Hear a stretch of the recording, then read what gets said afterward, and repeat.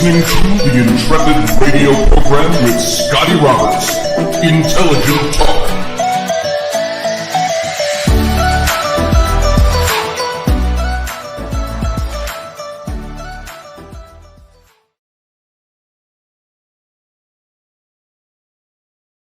Hey folks, welcome to the program. It is Monday evening. Happy Monday. Hope you had a great day and a great weekend. Welcome to the show. This is Scotty Roberts. This is my show, of course, the Intrepid radio program right here on the Odyssey Radio Network. That's ODYSY1.com. Come on over, see all the goodness that's Odyssey Radio.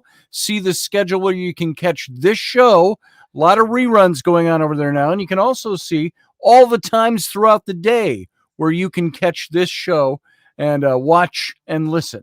And, of course, right here on my own YouTube channel, you're gathering right now. There's a bunch of you already gathering over in the chat room. And you can go anywhere down below in the chat room on the main page. And you can find, I love you too, sweetheart. I'm on the radio. Thank you. All right.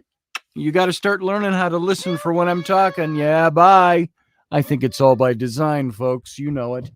And so if you're not a member of the channel, hit the join button. You can become a member of this channel, this show. And, of course, you can go, as I was saying before my daughter came in to tell me she loved me and good night. You can go and watch all the archives of this show. You won't be able to participate in the chat, but you'll be able to see the chat that took place during the live broadcasts. Going back over 2 years on this program right here on this channel. So go take a look and become a member if you're not a member now. And so welcome, everybody. I'm glad you're here. Doug Stack, good to see you, brother. I see you over there. Hope everything's going well down in Louisiana. Steve Clark in Kansas, good to see you, brother. Roger Rabbit somewhere over in Illinois. So it's I'm glad that you're here. And Field Guy down in Louisiana. And down in New Orleans. And good to have you here, brother. Glad you made it in, as usual. Elderberry, I don't even know where you are, Elderberry. I can't remember. But everybody who's here so far, welcome to the show. And as people come in, I got a late notice out tonight. I was busy all day. It was my first day. Actually, yesterday was the first full day back from vacation, and where you're kind of getting your feet back on the ground, picking up the house, doing laundry, taking care of stuff that needs taken care of, napping. So today was really Monday morning, like everybody else, back to work. Only mine was an 8-day weekend instead of a 2-day weekend. And so it was what was this? I just saw a Field Guy. I watched Perry Mason in Columbo. I got it. It says Field Guy. Okay, I saw Perry Mason up there. I'm an old Perry Mason fan from when I was a kid. Field Guy, did you see the new Perry Mason? The remake they did of that, digging into his background prior to his becoming an attorney? I didn't know what to think of it at first, but it ended up being pretty cool. I liked it. But I always saw Perry Mason as being somebody in the old show out of the 50s and the 60s, as being somebody who had a lot of class. And you always got the idea that he had good money. He obviously made good money in the program. And he was always defending people and probably made good money doing it. Always driving great sports cars, wearing great suits in every scene. So did he get there? Was he always well-to-do, or did he get there? The new remake kind of digs into his background. It's a mini-series. I think it was on Netflix. You'll have to check it out if you have not seen it. Matthew Sainsbury, good to see you here tonight as well. And I'm glad everybody's making it in and starting to come in. And those of you who do not show up in the chat room, I know you're out there. There's many of you out there that listen. Don't come into the chat room. Make yourself known. Come on in if you want to, and say hello to everybody. Or at least prowl in the background, and you can check out the chat room. And I don't think anybody knows you're here if you don't want to be known that you're here. Don't want it to be known. So there you go. Doug Stack, I love you too, Scotty, says Doug Stack. Why, thank you, brother. I appreciate that. I did say hello to you, did I? Lucky Stone, I see you're out there too. Good to see you. Lucky, what part of the country are you from again? I forget. And it's always good to know where everybody is. I don't see any of our Australian contingent tonight or our British contingent tonight, but it's good to see you all here. Hey, good night, says Matthew Sainsbury. And good night to you. Lucky Stone's in Boston, Mass. I know somebody in Boston. Do you know him? His name is Matt. Anyway, so welcome everyone. And again, with the late notice for tonight, it's just that I was busy. I had a ton of stuff going on today, working for 3 different clients today, trying to wrap up projects, some of the things that I left undone before vacation, and then said, hey, I'm going to be gone for a week, and we won't touch this again until I'm back. And one I didn't even hit today. Other than that, 3 projects going, which was kind of fun. Mandy is in the Northern Territory in Australia on a crystal hunt. Oh, Doug, I think I read that somewhere, that she was doing that. I also saw Amanda B. at some point over there. It's her birthday today. I think that was today. That was either yesterday or today. My days all melt together. And so the Pats lost yesterday. That's okay. I don't care. The Vikings won yesterday, which was good. So, hey, Bree, how you doing? Good to see you. Glad you're over there. And so tonight, I thought I said yesterday on the Sunday show, I won't be talking about vacation, the particulars of my vacation so much anymore after yesterday. Yesterday, Sunday being the casual day. And we talked about what we did and all the fun stuff. But tonight, I thought it might be good before I get back into our examination of the life of Christ, the historical Christ, via the vehicle of the Jesus Potter Harry Christ series. We'll get back into that tomorrow night, unless something else comes up. You know how this show goes. And so that's going on tomorrow. But I thought tonight that I would dig into something a little different. And the title might be a little deceiving on this for tonight because it's called The Evidence of Vacation, or Vacation Evidence. And what I want to talk about is that idea of coming down from something and putting your feet back on the ground after a great experience. And it could be a vacation. It could be something else that you've done. It doesn't have to be a vacation, but I'm putting it in the context, the framework of vacation. How do you get your feet back on the ground and enjoy what's going on? Or how do you reconnect? Maybe you weren't that disconnected from home and or your work or whatever's going on, but you get back home from a vacation and go, well, here we go. Get right back into it. And so Field Guy says Disney puts thoughts in people's minds like subliminal messages. Like what? I don't have any thoughts put in my mind that I don't want put there. What are you talking about, Field Guy? Something in particular, something that you know of, or and I'm serious about this. You mean there's been a study on this, or the subliminals? There's subliminals everywhere. We were looking at subliminals back in the 60s and the 70s. Yeah, Steve Clark says vacation. What's that? Yeah, that's what we said before last week. So Disney puts thoughts in your mind, says Field Guy. Give me an example, Field Guy. What are you talking about? I want to hear about this. Let's see. What did Doug Stack say? Did the brainwaves get uncluttered in Disney? Not really. Nothing got uncluttered. Probably a little more cluttered, but cluttered with good stuff and fun stuff. Field Guy followed up with, not sure, but I think they do. Barbie D says, Scotty, welcome back. Sorry I can't stay. Having problems with my power. I'll be back hopefully in a few days. Take care all. Well, I hope your power stays on, Barbie D. Sorry you can't be here tonight, but thanks for popping in, letting us know. And Doug Stack says, oh, what about the cell tower? Cell tower's still there. And so Rainy's going to try sleeping down in one of the girls' rooms tonight which is on the opposite end of the house, other side of the building, or of the structure. And so she wants to sleep down in there with the kids tonight and see if she gets better sleep tonight. I'm not going to crowd in there with everybody. I'm going to be up in our room. So I'll get the king size bed all to myself tonight. So we'll see. Hopefully, cross your fingers. Something good will happen for her down there. So the cell tower stuff is still the ongoing saga here. I know it's real. It's kind of like COVID. You know it's a real thing, but you wonder how far to take it. And that's where I'm stuck on this a little bit. Rainey keeps telling our friends, well, Scotty thinks I'm crazy. I don't think she's crazy at all. I just want to know. I want to know what we're dealing with here and how badly it really does affect us. And so looking into that is going to be something I think I should take some time to do this week now that we are back. Scott Allen, welcome to the show. He's back from the gym. Good to see you, brother. I hope you had a good workout. I had a good workout all last week, I can tell you that. I think I dropped 10 pounds at Disney last week, just walking.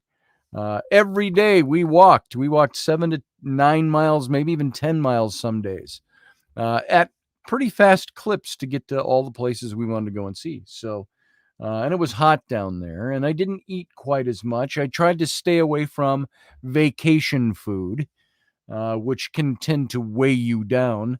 I ate a lot of salad and stuff like that. Had a couple of burgers along the way, but there it is. So that was my workout last week, and I've got my big Nordic track right here that I'm going to kick back into action.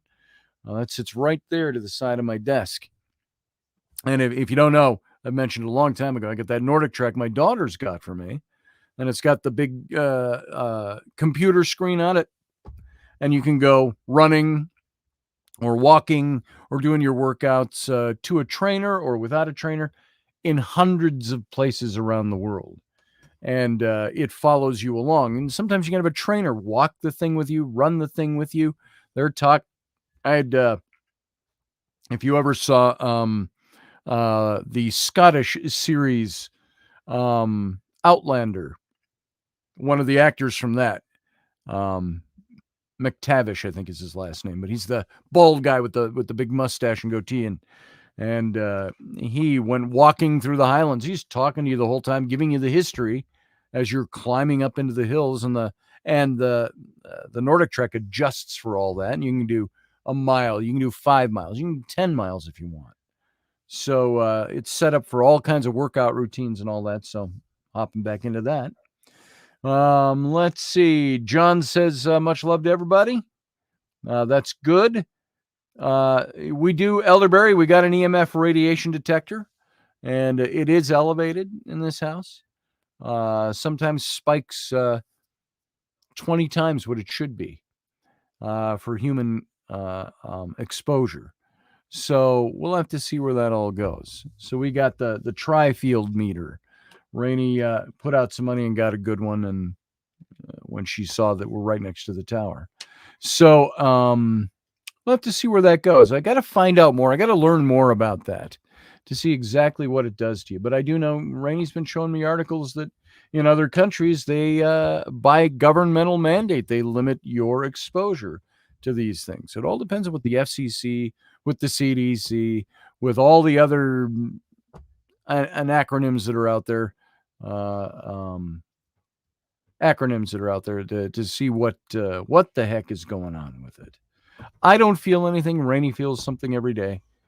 So just different susceptibility levels. And Rainey said, well, you're just not in tune with your body. I'm in tune with my body. I just think there's different susceptibility levels.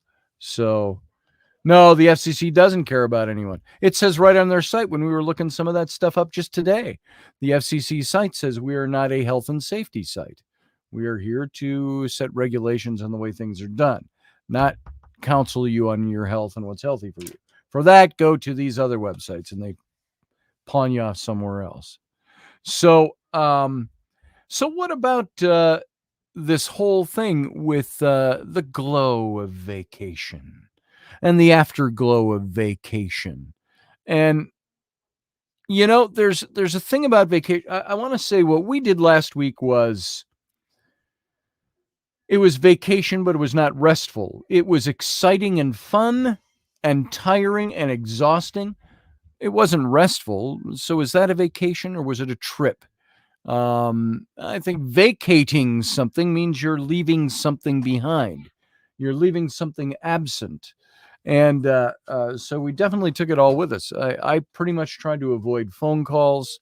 I didn't take hardly any phone calls unless it was somebody I needed to talk to. And the only communications I did on social media were to post pictures of our trip. So how the aspects of our vacation, how are they connected to how we feel after the vacation? There's a big question. Now, supplant the word vacation with other things if you want. Getting away, a weekend trip, taking a hike in the woods for an afternoon. All these things that we used to get away, how does it affect us? Roughly half the folks in the United States that wanted to take a vacation this summer, you're either already back or you're returning soon, or you're still planning on yet to go. It's the end of the summer, it's the beginning of fall.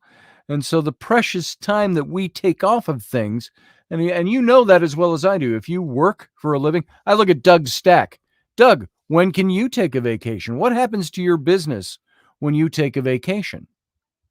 If you don't have anybody working for you that you can trust to run the business, what happens to it? So when we leave work to vacate, to recreate, what happens? It's precious time that we take off, and we give ourselves this host of upsides that includes a boost in our well-being. And you feel less depleted, supposedly, by the time you're done with vacation. Well, you're supposed to go on vacation to go, I got time to think now and to not worry about everything. It's an upbeat frame of mind. It reduces your strain and your stress, enhanced commitments, passions at work. Why do you think most of the people who work for a living and can hardly afford to live rarely take vacations? Because they just can't do it. They can't afford to do anything. So the stress is always there. This is what vacation is supposed to do. Time off is supposed to do this. It's supposed to give us a break.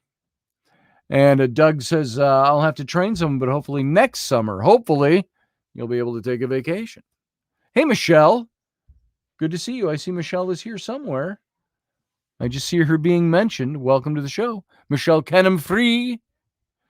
And so science also reveals that there is a post-vacation glow that swiftly dwindles as you settle back into the working rhythm of your days and your weeks. And researchers haven't really identified a way to prevent these holiday perks from waning, but they've been investigating aspects of work and leisure connected to how readily those perks wear off. And I suppose it's like the perk of almost anything. How many of you are married? How many of you are in romance? How many of you would say today you can say that you love the person you're with more than you loved them when you first met them, more than you love them? Every day is better and better. You love them. But here's the question.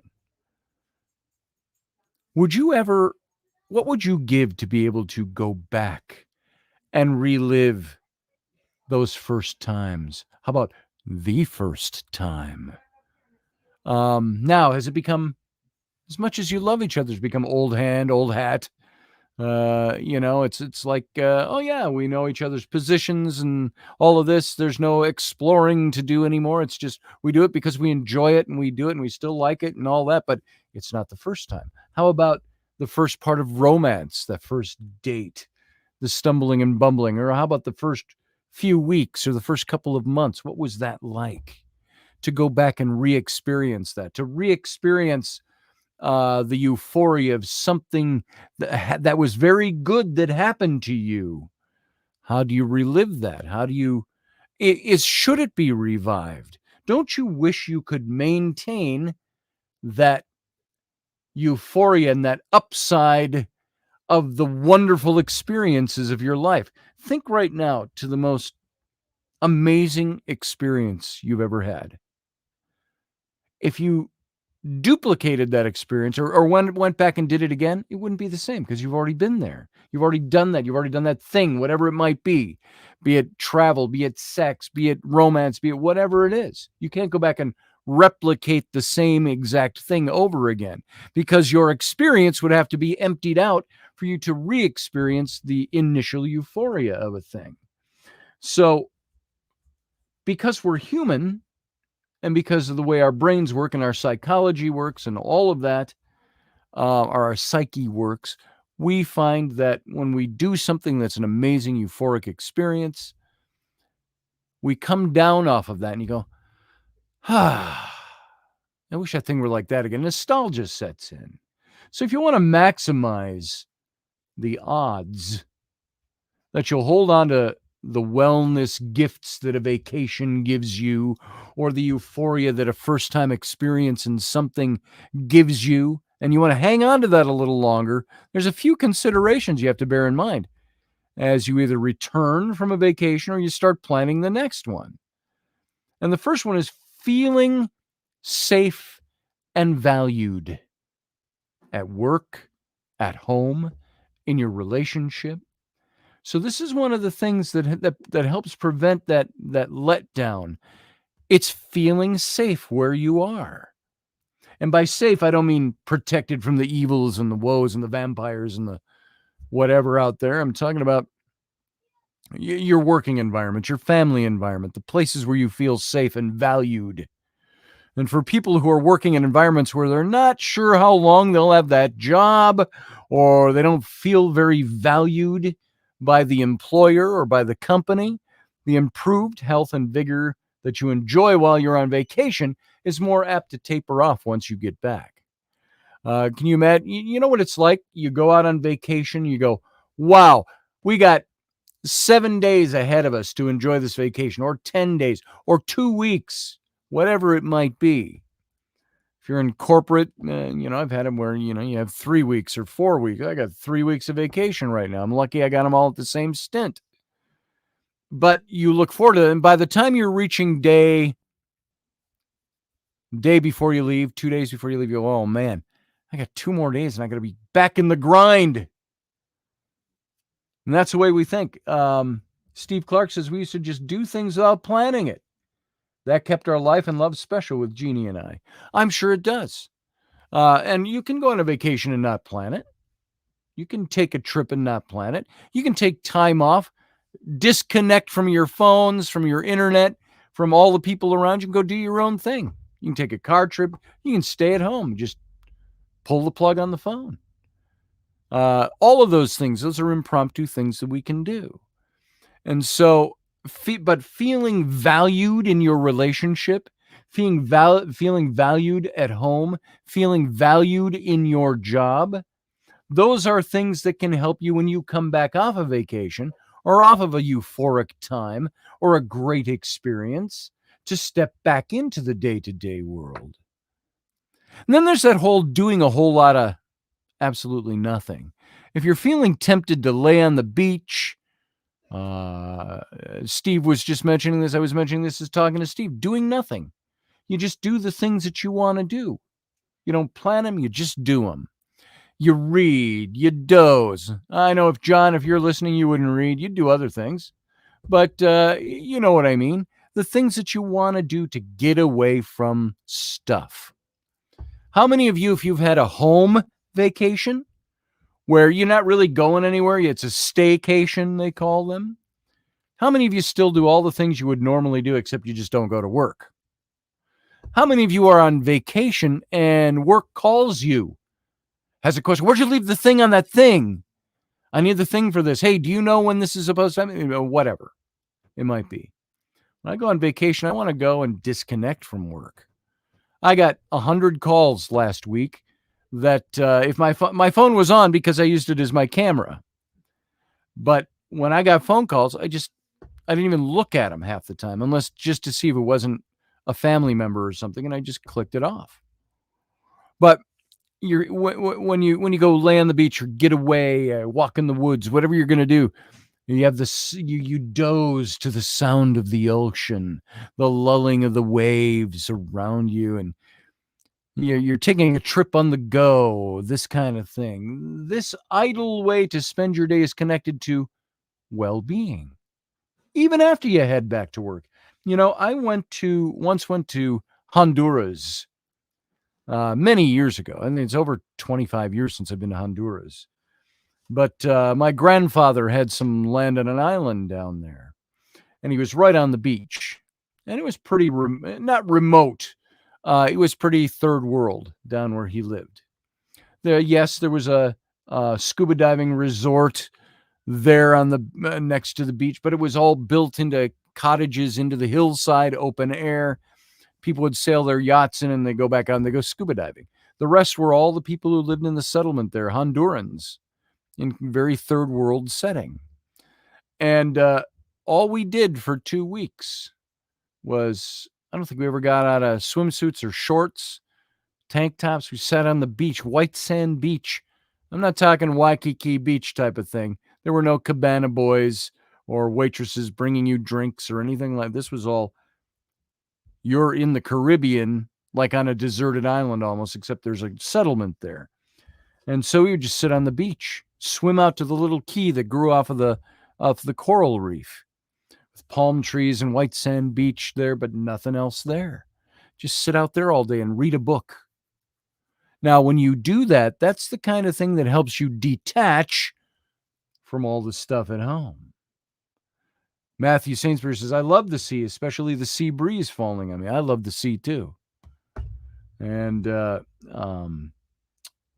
I'm looking at some of what you guys said, going through some of this stuff. Morgan had COVID. You're still waiting to get your smell and your taste back. Mine came back in about 10 days.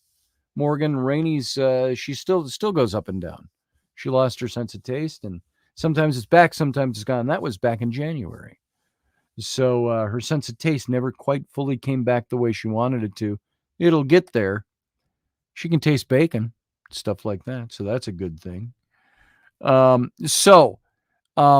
Enjoying yourself, disconnecting. These are the things that help you get back in the mode. Feeling valued at home, having a time where you've taken a break, where you've disconnected from things, and you got nothing to do. Maybe do a little sightseeing, a little hiking. The reason I liked when I went to Honduras is at my grandfather's house there, built out of 2x4s and sugar cane and a tin roof thatched over, and he had a water tower to collect his own water from the rain, and he was literally 40 feet from the water. And the reef, out on the reef around the islands there, is where all the breakers hit. It was like a swimming pool inside the reef. So you just walk into the water every morning and swim out to the little key on the reef, snorkel out there, and it's like swimming in an aquarium. But that was it. Reading books, walking around the village, walking to the top of the mountain, looking down on the ocean all around you down there. We were 50 miles off the north coast of Honduras on Roatan. Was a little island, the Bay Islands there. And there was nothing to do. That was the perfect vacation because there was nothing to do. That was pre-cell phone era, by the way, when I went there too. So there were no cell phones to interrupt you either. You would have to get a telegram brought to you from the other side of the island by probably somebody in the military delivering it to you. So enjoying yourself, experiences that bring delight and happiness are associated with health after the vacation ends. The idea of having fun on a vacation probably sounds real obvious to us all. You go on vacation to have fun, obviously.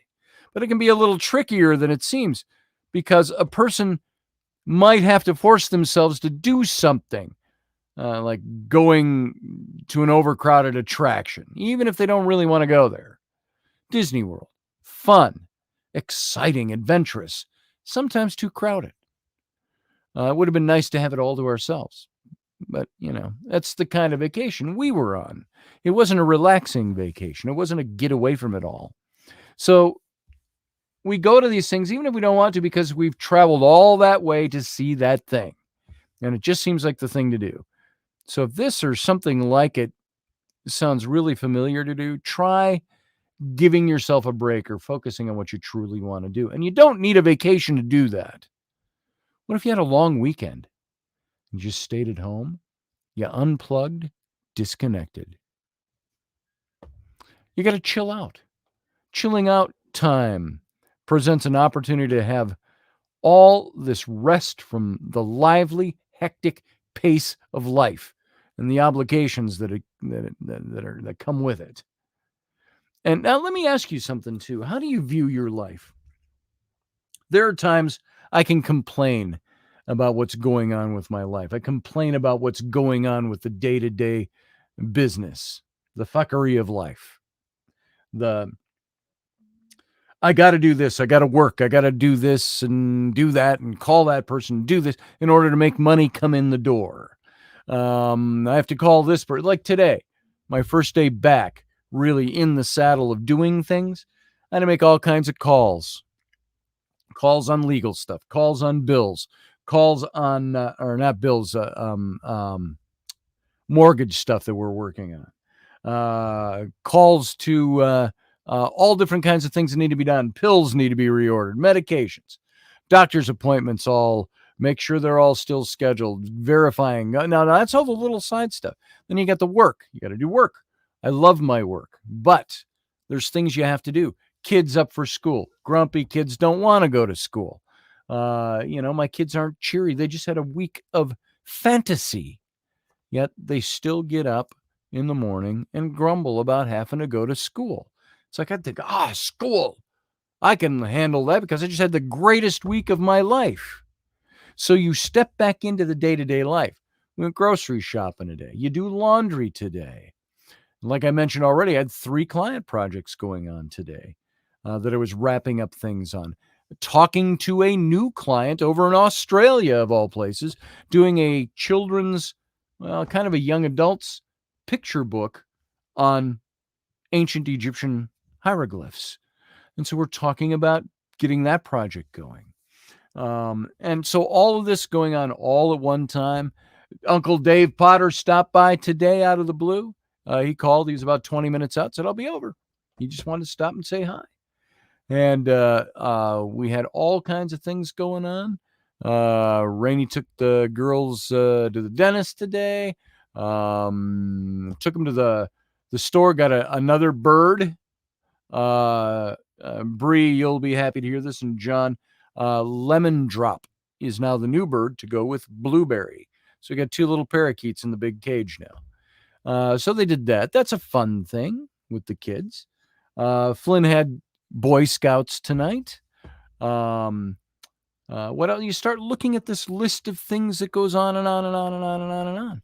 This is just one day back, and you're stepping right back into it. So are you doing things when you take that break or that vacation? This is all about how to overcome getting the blues afterwards, or the letdown, or it wanes. The excitement wanes. The refreshment wanes. Unless you have a good attitude about where you are.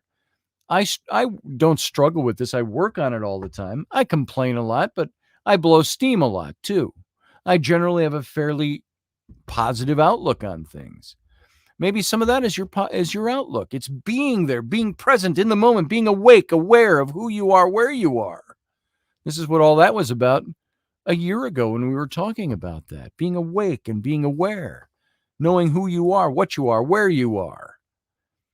And so maybe some of that is you don't let the dipshit at work steal your joy or steal your excitement.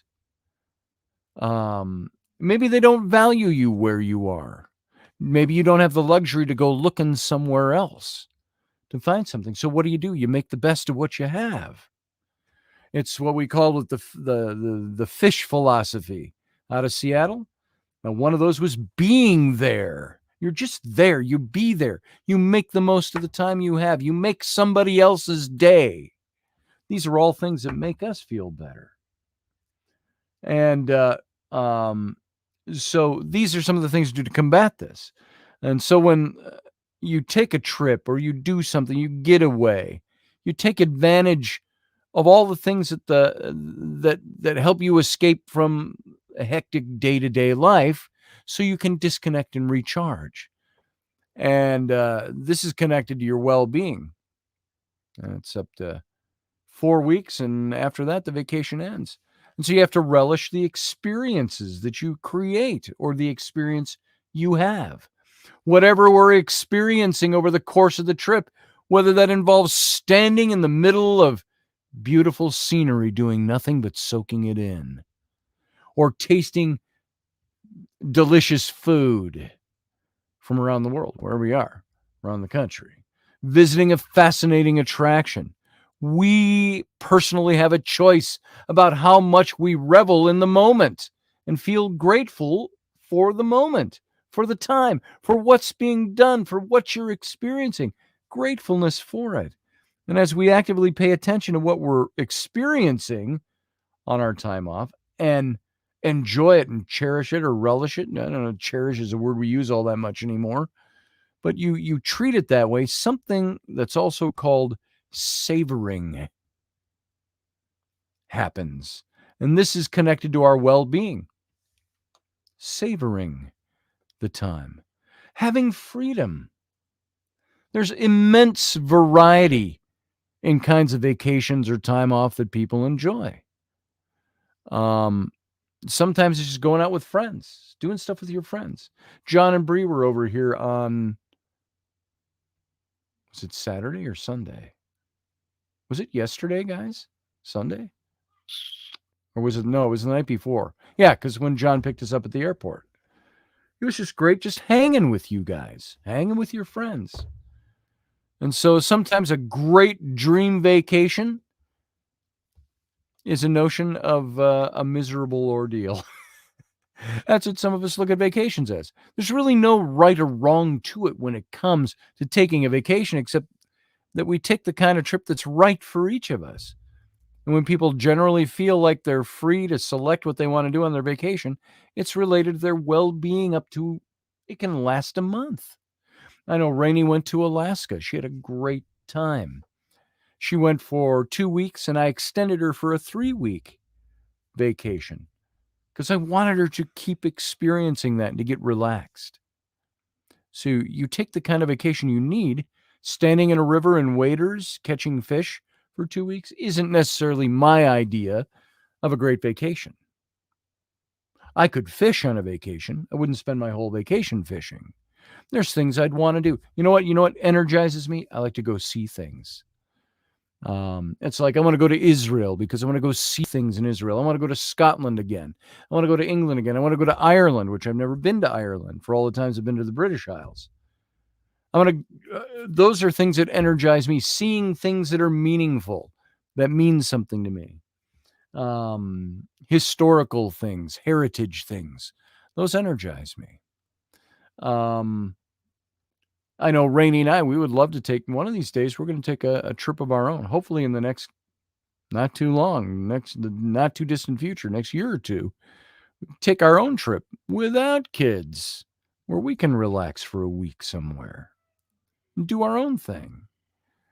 So you have to give yourself the time. In essence, give yourself the weekend.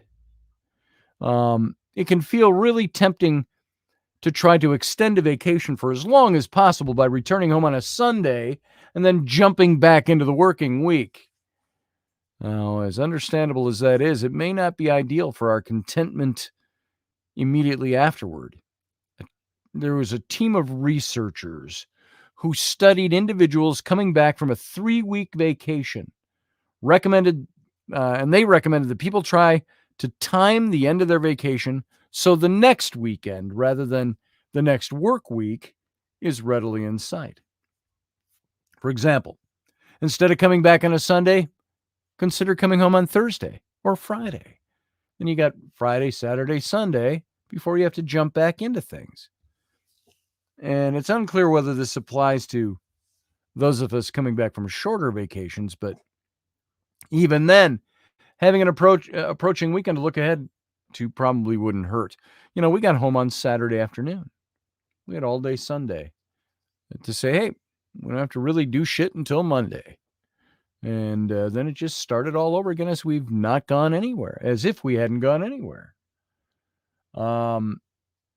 So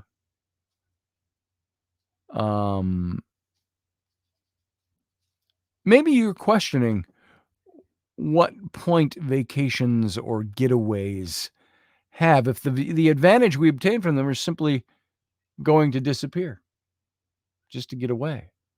And if that seems to fit your experience, I have to appreciate not only the question, but also your patience and willingness to continue thinking about this. Consider this: even as the benefits of vacation are going to wither, this doesn't mean that they're not valuable over the long haul for our health and wellness. How many of you have gone on a vacation and said, I don't want to go home. I just want to stay here. I want to live here. I want to do this. I did that in Egypt. When I went to Egypt, it wasn't really a vacation because we were writing a book the first time I went and seeing all these things. The second time I went, we took a tour group with us. But it was a vacation, and it was a work vacation, doing work. I don't want to come back. I was talking to Rainey, and Rainey and I were talking to our friends John and Maria about moving to Egypt, Luxor, Egypt, back in 2013, 2014. Let's go there. Let's go live there for a while. Pull up stakes. I've been to Scotland and have said, I could stay here. I could live here for the rest of my life and enjoy it. I've often said for many years, I could pull up stakes and move to a little village in Wales. I could move to the Isle of Arran in the Irish Sea, in between Scotland and Ireland. Raise sheep and horses. Go to the pub every night. That'd be amazing. Steve Clark says, I disappear from the rat race every weekend. That's fantastic. That's what you have to do in life, I think, Steve, is what you're doing. You find ways to get away from the regular bullshit of life. So, one team of researchers aptly put it this way. They said, asking why we should keep going on vacations is comparable to asking why we should go to sleep, considering the fact that we get tired again the next day. It's all to recharge. Regardless of whether our vacation or our time off or the things we do on weekends, whatever it might be, involves traveling or staying at home, going on athletic adventures, excitement explorations, laying on a beach, theme parks. When we have the space to take a break from the usual pace of life, it's time that's really well spent. But does taking a vacation or time off, I hate to just say vacations because this applies across the board to many different things, does it actually improve our well-being? And this was at the crux of what the title for tonight's show is, and that's the evidence on vacations. What's the evidence on vacations for you? I'm looking at some of your comments here. Hamster wheel. Michelle Cannon Free called it. Ain't that the truth? That's what life is like some days. Scott Allen says clothing optional. Depends on who you're with, Scott. I could give it a pass if you wanted to be clothing optional on a vacation with me, but it wouldn't do much for me. Tell you the truth.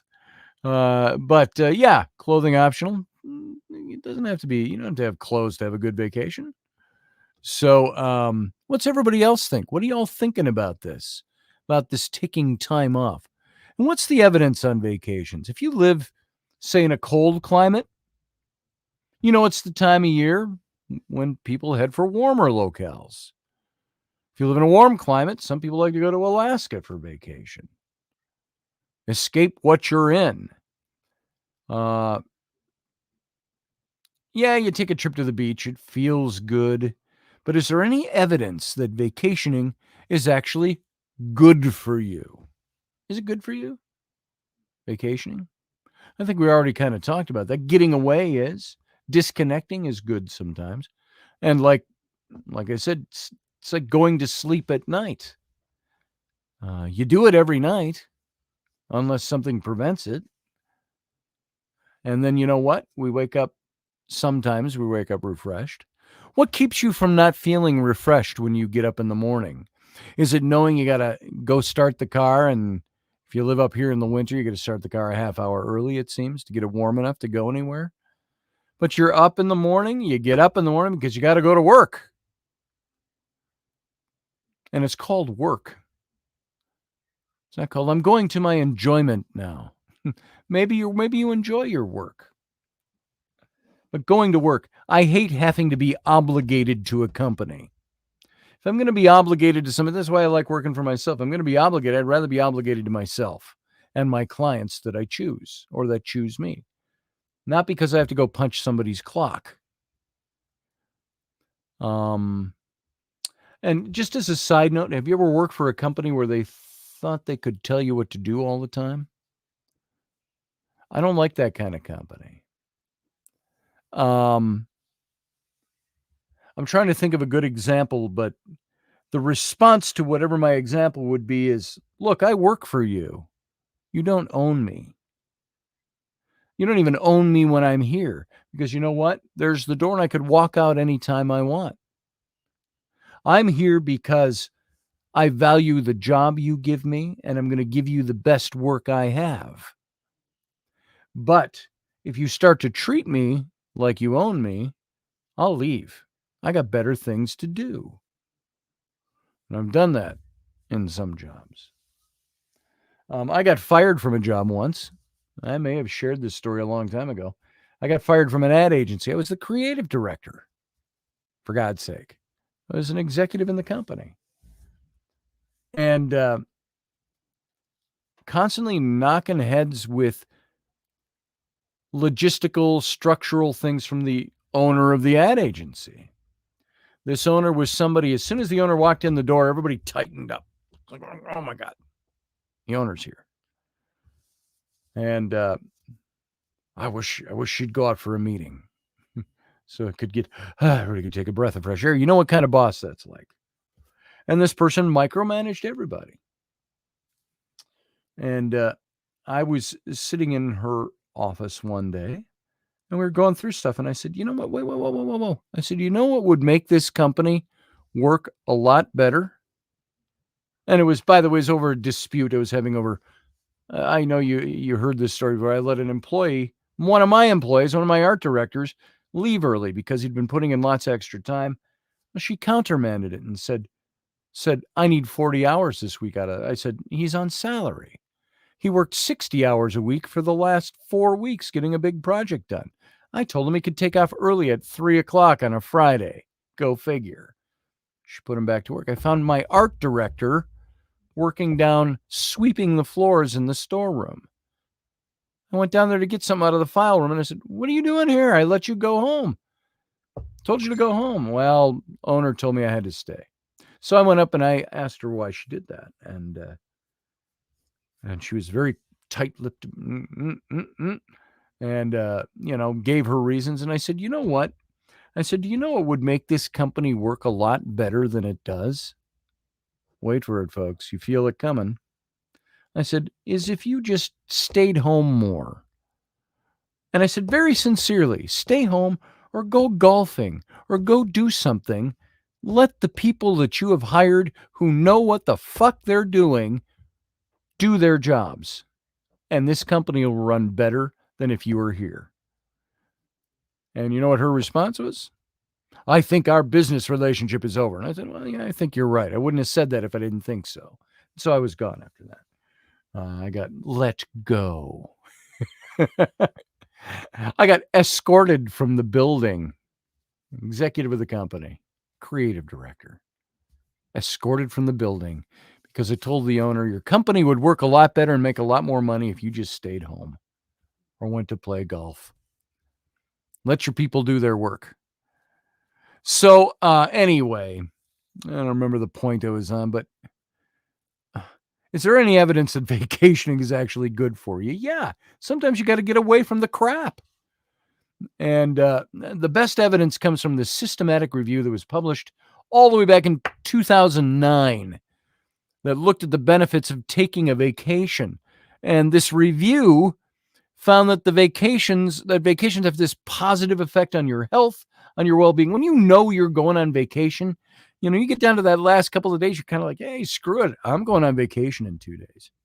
Or you're also pulling your hair out trying to make sure everything runs smoothly while you're gone. Now, this review found that these vacations have these positive health benefits for us, positive well-being, but that the improvements fade several weeks after returning to work. And the data raised more questions than they answered, and most of the subjects took their vacation in the summertime, not to escape the cold weather and get to somewhere warm, but to enjoy the warm weather at home. And little data was available on how vacationers spent their time. Presumably, there's a difference between staying at home and traveling to a resort. One of them is spending money. But the review concluded that additional research on the effects of vacation is needed. And I'm going to tell you something, folks. If you have a vacation at work and you don't have any money and you're doing a staycation at home, those are okay. But everybody knows where you are unless you unplug. Highly recommend finding a way to just take little day trips. Go do something. Go camping in the local state park or something. Get away from things. I got to do more of that with my family. So we're always hung up on, we don't have money for a big trip. So, but since this review, there were additional studies that have found the benefits of vacationing. And the one published by a Finnish researcher in 2010 found that vacations can generally improve health and well-being. The study followed nearly 200 people who took winter sports vacations and long weekends away before, during, and after the trips. And the researchers measured 6 indicators: health status, mood, tension, energy level, fatigue, satisfaction. And people in both of these groups, those who took weekend trips and the longer vacations, reported these much higher levels of well-being during the vacation, but returned to their normal levels of well-being after the vacation. And so vacations do benefit your well-being. Maybe not for the long term, but like I said, it's like going to bed at night. One night's sleep isn't going to last you the week. You got to do it every night for it to be effective. So you get sleep when you have it, and then you go back to work the next day. Then you get tired and you go back to sleep again. So it turns out that how you spend your time when you're away from the busyness of life is very important. A 2016 study published by the University of Massachusetts, Amherst, surveyed more than 800 vacationers to determine whether vacations relieve stress or improve life satisfaction. And the study identified some attributes of vacations that lead to stress relief. People who perceive that they have control over their travel plans are more likely to feel less stressed after a vacation. So, mastering a new skill, detaching psychologically from work during a vacation, detaching from family. Are there any family members you'd like to get away from during a vacation? If you say it's your spouse, you better look at things. But sometimes just getting away from everything around you.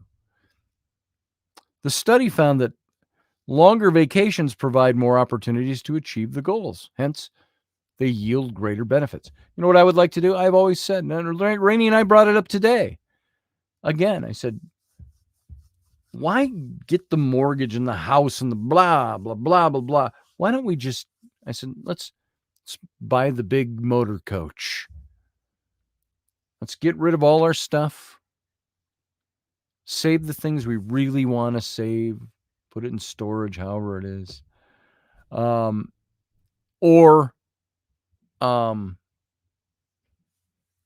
get the motor coach and just go. Don't have a permanent address. Now that does for us. Messes with our health insurance.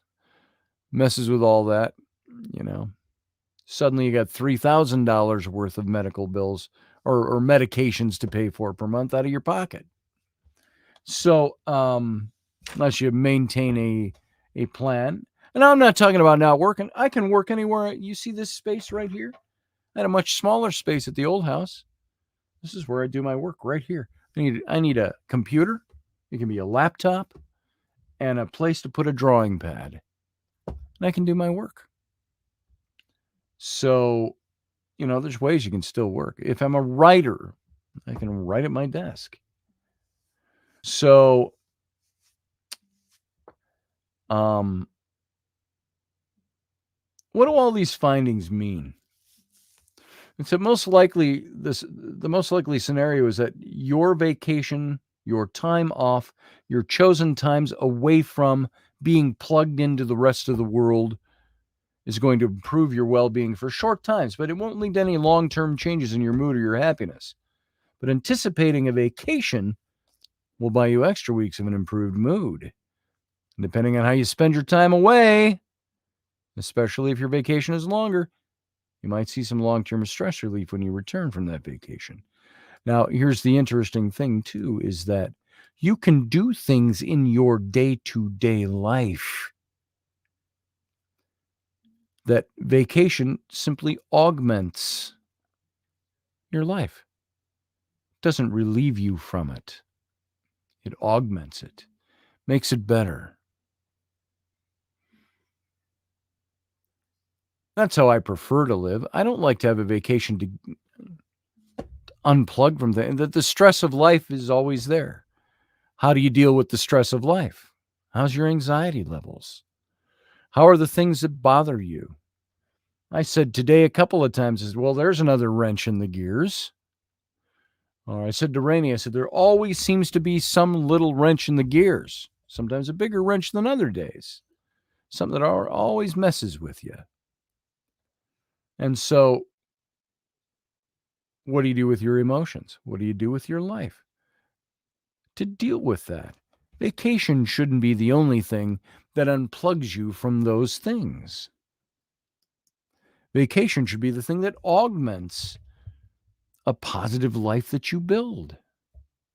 You don't have to have a lot of money.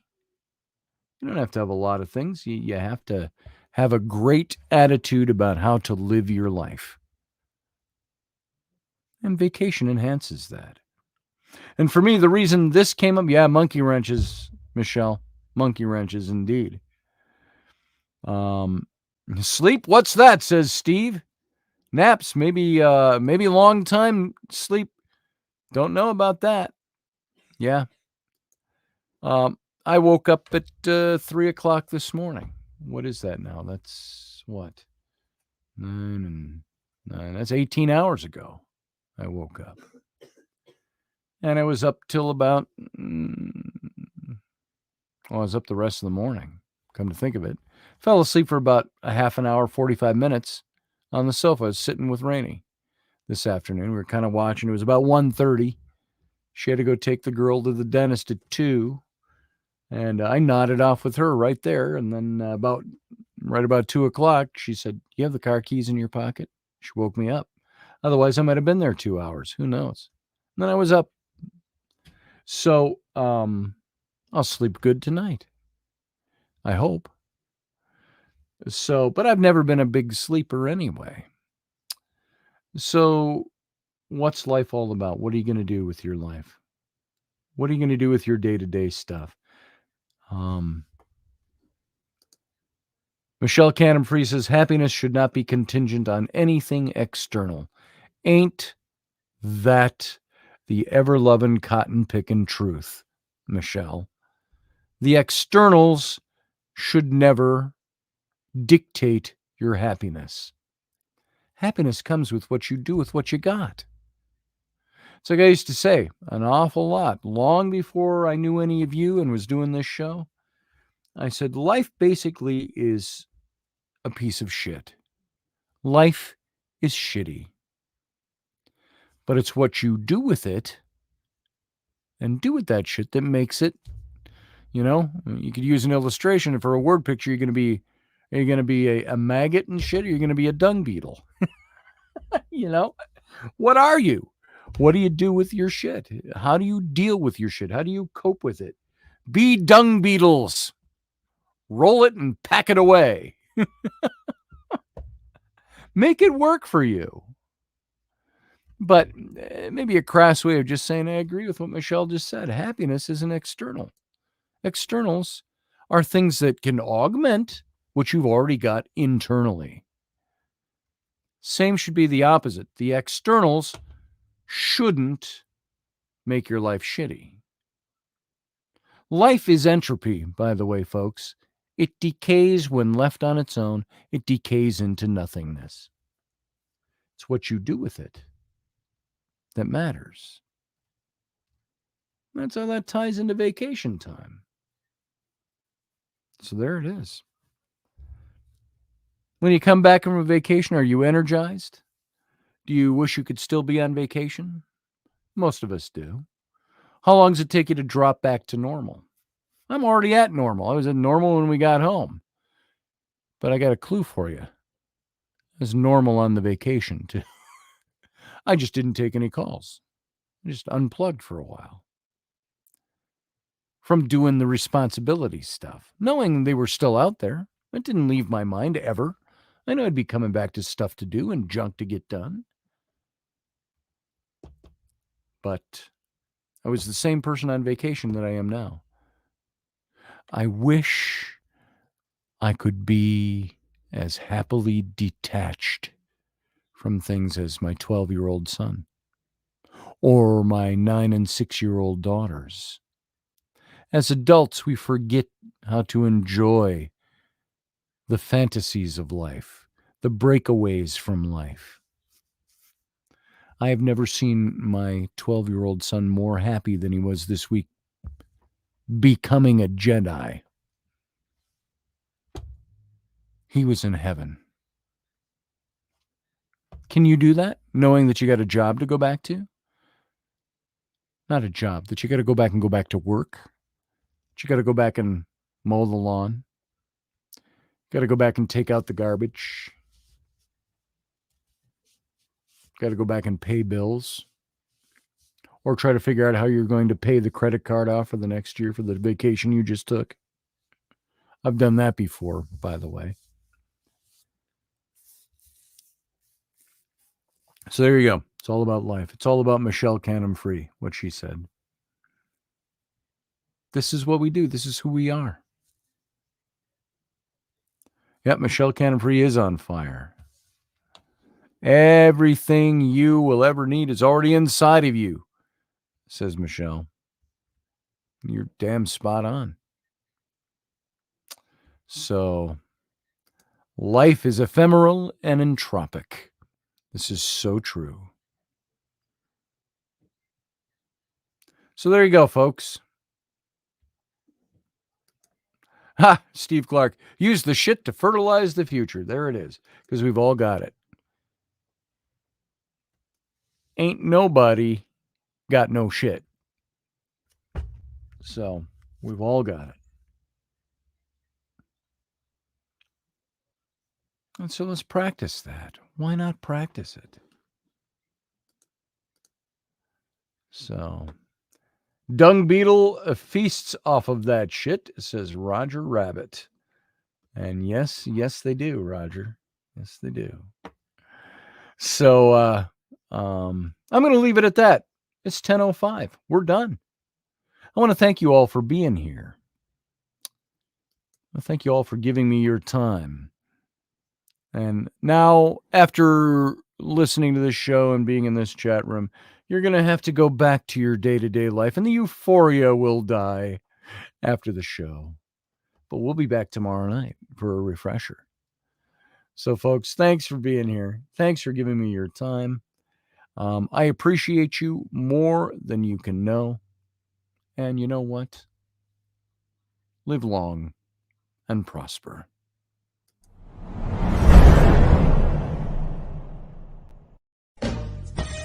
Are you looking for a really awesome and amazing graphic designer? How about an illustrator or a photographer? This is Rainey Roberts, and I wanted to tell you how you can get my designer, illustrator husband, Scotty Roberts, to work for you on your project. Do you have an awesome self-published book but no cover, or even worse, a cover that really sucks? Do you need a kick-ass logo for your company or some f***ing awesome graphic designs for your ads or website? Then get in touch with my husband for the best f***ing awesome kick-ass design and illustration. He knows his stuff, and he's been at this for more years than I've been alive. Go to ScottAllenRoberts.com. That's Scott with 2 T's, ALANROBERTS.com to take a look at his online portfolio of work, or call 651-468-8115. Now go out and kick some ass with some kick-ass graphic design. Hire my dad, so he can take me to Disneyland.